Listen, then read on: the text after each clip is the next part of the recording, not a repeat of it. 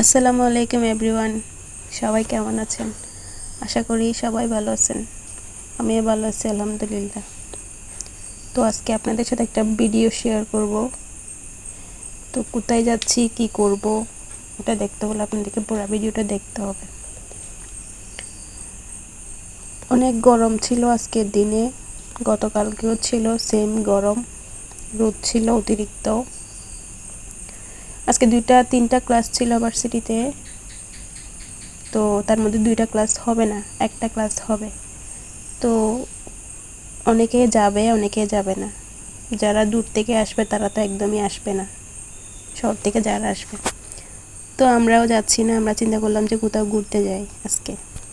তো যে বাবা সেই কাজ, আমরা চলে যাচ্ছি আজকে পটিয়া। একটা নাহার পার্ক হয়েছে নতুন, শুনছি কিন্তু কখনো যাওয়া হয় নাই। তো চিন্তা করলাম যে ওইখানে চলে যাই আজকে। তো যাচ্ছি, আমার বান্ধবী আসতেছে শহর থেকে আর আমি যাচ্ছি এদিক থেকে। আমি গিয়ে পোস্ট অফিসে দাঁড়াইলাম, ওইখান থেকে ও আসছে। তো সবাই মিলে একটা রিক্সা নিলাম। রিক্সাগুলো অবশ্য ছোট, আমরা 2জনে উঠে জায়গা হচ্ছিল না, তার বোনকে বসাইতে পারতেছি না। তো আমরা 2জন সিটে বসছি, ওর বোনকে কোলে নিছি, যেভাবে হোক যাইতে তো হবেই। তো আমার বান্ধবীকে নিয়ে একটা ছোট্ট একটা রেকর্ড নিলাম। তো রিক্সাওয়ালা মামা ওনার জীবন কাহিনী বলতেছে, আমাদেরকে শোনাচ্ছে। উনি নাকি দুবাই ছিল, অনেক টাকা লস খাইছে, পরে দেশে এসে রিক্সা চালাচ্ছে।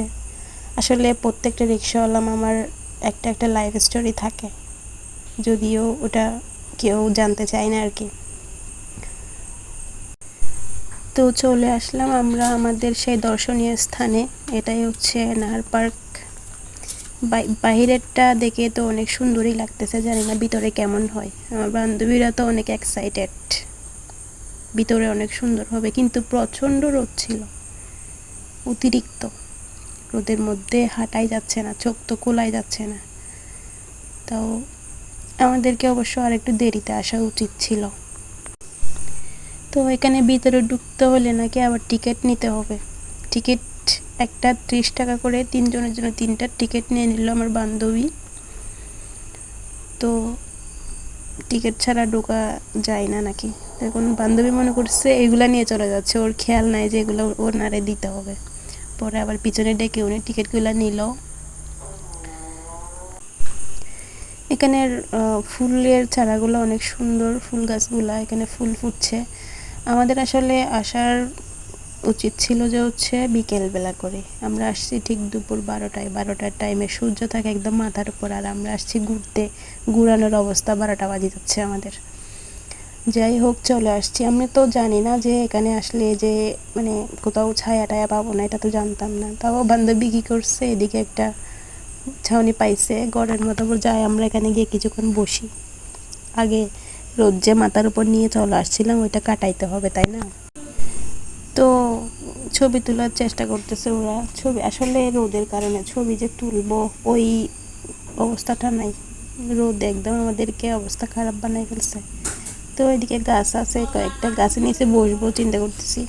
আমরা 2জন লাফ দিয়ে দিয়ে চলে আসছি, বান্ধবীর নাম বেঁচে গেছে, ও নামতে পারতেছে না, ওরা আবার চেয়ার দিয়ে নামাইতে হয়েছে। তো আমরা এখানে বসছি গাছের নিচে অনেকক্ষণ, রোদ কিন্তু ছিল না।